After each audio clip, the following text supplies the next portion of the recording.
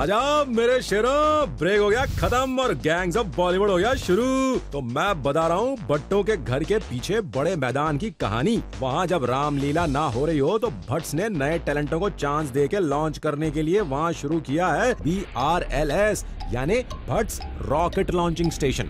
जब महेश भट्ट गुरु अपने DVD collection को देख के खुश नहीं हो रहे होते हैं तो वो तुम जैसी टाइम खराब हरकतें नहीं करते हैं, वो ढूंढ ढूंढ कर टैलेंटेड हीरे छांट रहे होते हैं। उन हीरो में एक दिन तुम्हारा ये भाई भी होगा, फिर कहियो हमारी पहचान वाला भी है कैंप में। पर फिलहाल काम की बात कान में बत्ती डाल के सुन लियो, क्या पता कल को मेरे बाद तुम्हारे रॉकेट की भी बत्ती सुलग जाए और तुम भी हो जाओ लॉन्च BRLS से अपने कलंदर मोहित सूरी और तनुजा चंद्रा की तरह। क्या कहा, डायरेक्शन न करनी तने? और तो ठीक है, फिर अपनी पापन उदिता की तरह भट्ट्स को ज्वाइन कर लियो। ओहो, हीरोइन भी न बनना तन्ने, हीरोगिरी का शौक हो रहा है घना। तो भाई ये कर कि कुणाल केमू जैसे बढ़ता बच्चा बन और अपने बड़े होने का सबूत देने के लिए पूरे टाइम शेव ना कर, या फिर अश्मित जैया MMS की छैया में ताता थैया खर के खुद को नॉटी प्रूव कर दीजो, या अध्ययन सुमन जैसे मन लगा के काम करियो। बस महेश बाजी तेरी दुम में रॉकेट लगा के तुझे भी लॉन्च कर देंगे प्यारे। पर BRLS के दरवाजे के बाहर बड़ी तोड़म तोड़ू लाइन रहती है बंधु। पर इस लाइन में लगने से पहले जरा बाकी बातें भी तो बता दूं तन्ने। हर गैंग की तरह इस गैंग के भी कुछ उसूल हैं, तो जान लियो इस गैंग के स्टाइल के नमूने, यानी कि भट्टगिरी यानी के गुरुगिरी। गुरुगिरी नंबर 1, इंस्पिरेशन लो तो टॉप क्लास लो। गुरुगिरी का मतलब ये हरगिज ना है कि गुरु जो है वो गिरी हुई हरकतें करता।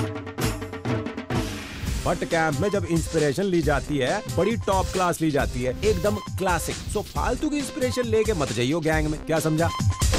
गुरुगिरी नंबर 2, नए बच्चे कम खर्चे। भट्ट गैंग की खासियत है कि फिल्म बनाओ सस्ती सुंदर बिकाऊ, इसलिए वो लोग स्टार्स के चक्कर में नहीं पड़ते। भट्ट रॉकेट लॉन्चर से निकले कुछ ऐसे भी रॉकेट हैं जो डायरेक्शन बदल के गैंग छोड़ के कहीं और ही निकल गए पतली गली से। ऐसे रॉकेटों को कहते हैं दल बदलू।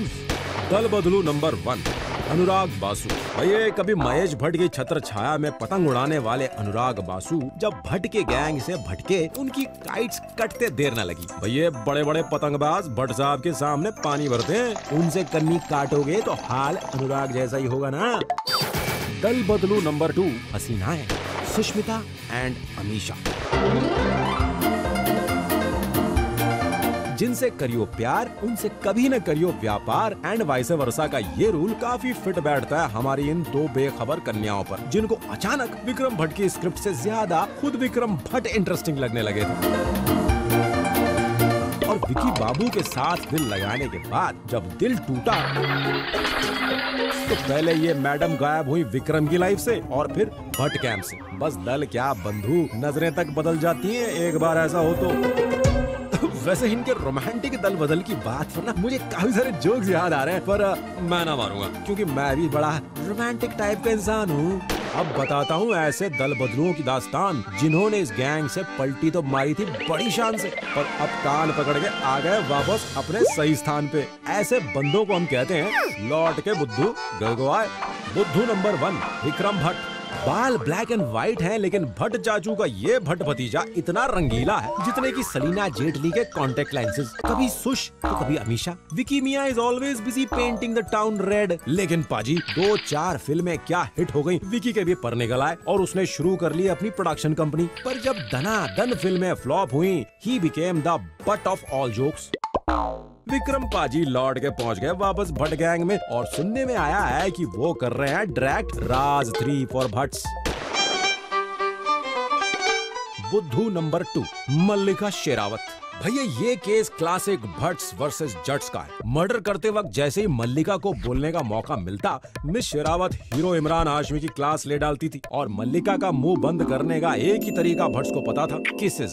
बस जब तक इमरान मल्लिका किस करते, जट शेरनी की गुर्राहट बंद रहती। पर इमरान मल्लिका को पूरी लाइफ तो किस नहीं कर सकता था ना, तो जैसे ही मल्लिका के भीगे होंठ फ्री हुए, उसने इतनी बयानबाजी की कि बंदूक गफलतपंती में आके उसकी और भट्ट्स की गैंग वॉर शुरू हो गई।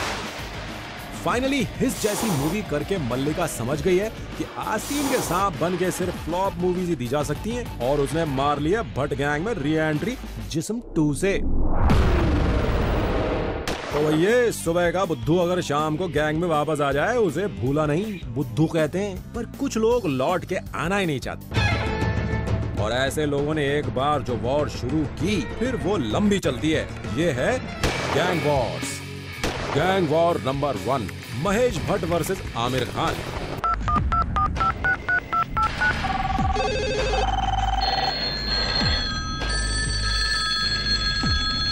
भैया ग्राहम बेल ने फोन का आविष्कार कुछ सोच के किया होगा, है कि नहीं? पर कुछ लोग हैं जो टेक्नोलॉजी का सही यूज करना नहीं जानते और कोई करे तो उस पे भी भड़कते हैं। अपने आमिर को ही ले लो। भट्ट साहब ने उसी टेक्नोलॉजी का यूज किया और दिल है कि मानता नहीं डायरेक्ट करनी शुरू कर दी घर पे बैठ के टेलीफोन पर। उनकी ये फोनी हरकत आमिर को हजम नहीं हुई और उसने दे डाला बयान पे बयान और शुरू हो गई भट्ट के साथ आमिर की जंग। पता नहीं आमिर कब समझेगा टेक्नोलॉजी का एफिशिएंट यूज करना, है नहीं तो। Gang war number 2, Mahesh Bhatt versus Javed Akhtar. इन दोनों बंदों को वैसे बोलने बोलो तो 144 घंटे कम पड़ जाएं, पर पंगा दोनों ने लिया 144 कैरेक्टर वाले SMS type micro blogging site.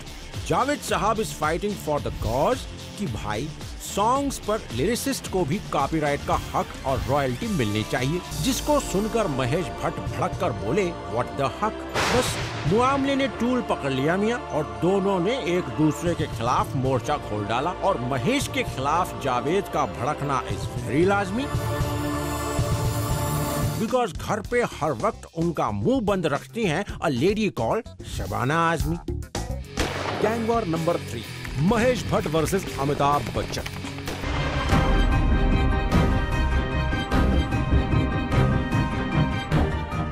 भाई ऐसा है कि भट्ट साहब ने कह दिया कि अमिताभ बच्चन का करियर हो गया खत्म और जनता को उनको प्यार से श्रद्धांजलि दे देनी चाहिए। अब बिग बी ठहरे एंग्री यंग मैन, बस भड़क गए भट्ट की पैंतरेबाजी सुन के और कर दिया उन्होंने भी ऐलान जंग।